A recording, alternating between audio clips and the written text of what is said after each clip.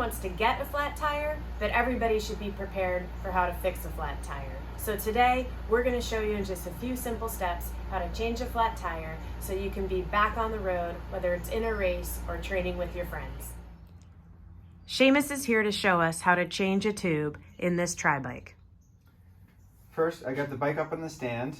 I'm going to bring the chain down toward the small end of the cassette to make it easier to take the wheel out of the bike. Pedal and shift down, and I can shift the front derailleur into the small ring to give a little bit more slack on the chain. Now, I'm going to open up the brakes.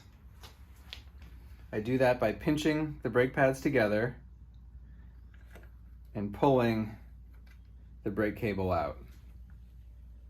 We'll show you from the other side. So I'm pinching the brake pads together and then pulling the brake cable out of the slot. Now we're going to take the wheel off, grab the quick release, and I'm going to lever it open like that. Now I can just pull the derailleur back and gently move the wheel down. Now you got the wheel off the bike without too much grease on your hands. Here I've got some tire levers.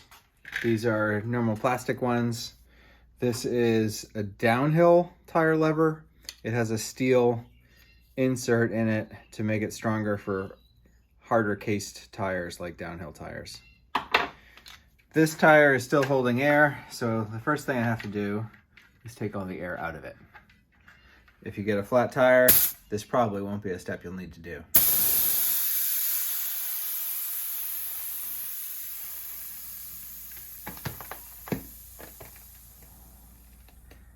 Sometimes your tire will be low and the bead will still be on the rim, so you might have to take all the rest of the air out of the tire in order to get it out. Now the first thing I'm going to do is pinch the tire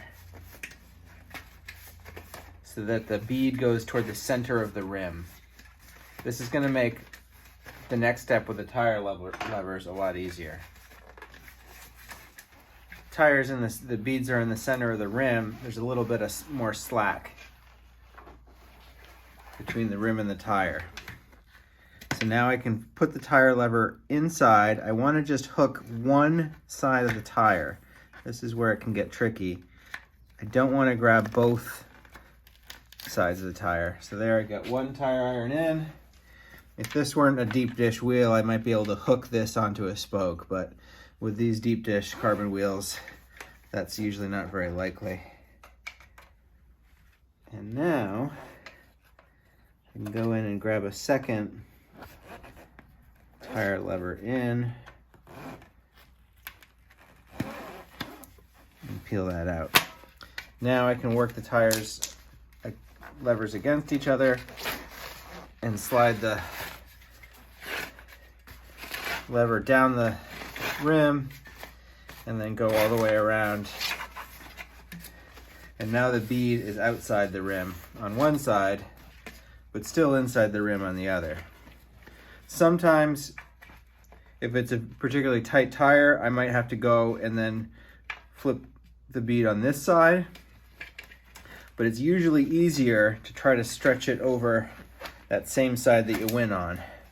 And now I can take the tire off all the way. All right, now it's a matter of removing the old tube from the tire. We're going to reuse this tube because it's perfectly good. If you're on the side of the road and you've got a flat, you want to really diligently check the tire for any thorns or bits of glass or a screw head or even a little bit of wire. All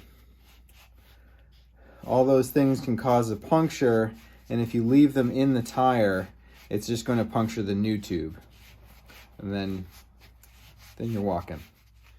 Okay, we're ready to put the tire back on. I'm gonna go place the bead on the wheel And I've got to get it, it's the last little bit, it gets tight. You kind of use a gripping motion like that to get it on. Now, I'm going to drop the tube in, go to where the valve is.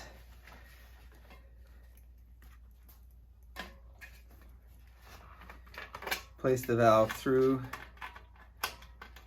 the rim. And then try to orient it so that there's no wrinkles in the tube. And now start working the other side of the rim, other side of the bead into the tire. Now when you get here, it starts getting tight.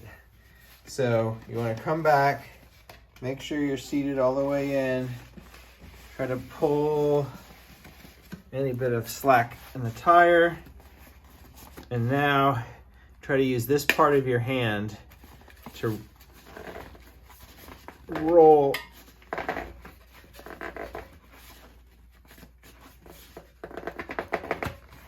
tire onto the rim. It's important not to use a tire lever on this last step, even though it can be very difficult. If you try to use a tire lever, you're likely to pinch the new tube as you put it in and create a tear in it. All right, now we need a pump. You can use a floor pump, an air compressor, or a hand pump, but on the side of the road, you're probably most likely to use a CO2. Those are the trickiest, so that's what I'm gonna show you right now. Before you head out on your ride, make sure that your CO2 has the seal intact and it's not an empty cartridge. You'll see a little hole in the top. That's what this is going to puncture. I'm going to screw this all the way down. It will puncture that hole. You can hear a little bit of air coming out. Now I'm going to put that on, and now I'm going to open the CO2 a little bit. I'm going gently and slowly, making sure the tire is seated all the way. Now this will get very cold. Nice to do it with gloves on if you have them.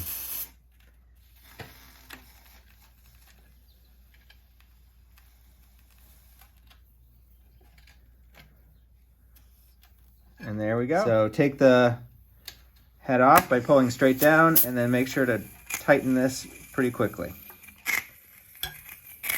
So to put the tire back on, I'm going to rotate the chain down, make sure that the bike, that part of the chain is underneath the cassette.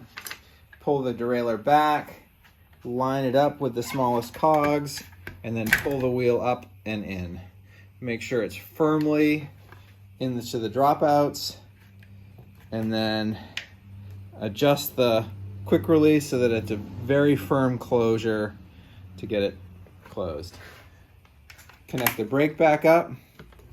Give a couple pedal strokes, make sure the chain's on correctly, the wheel goes freely, and check the brakes to make sure that the wheel is centered. Brake, you should have equal spacing on either side of the brake pad. And then you're done.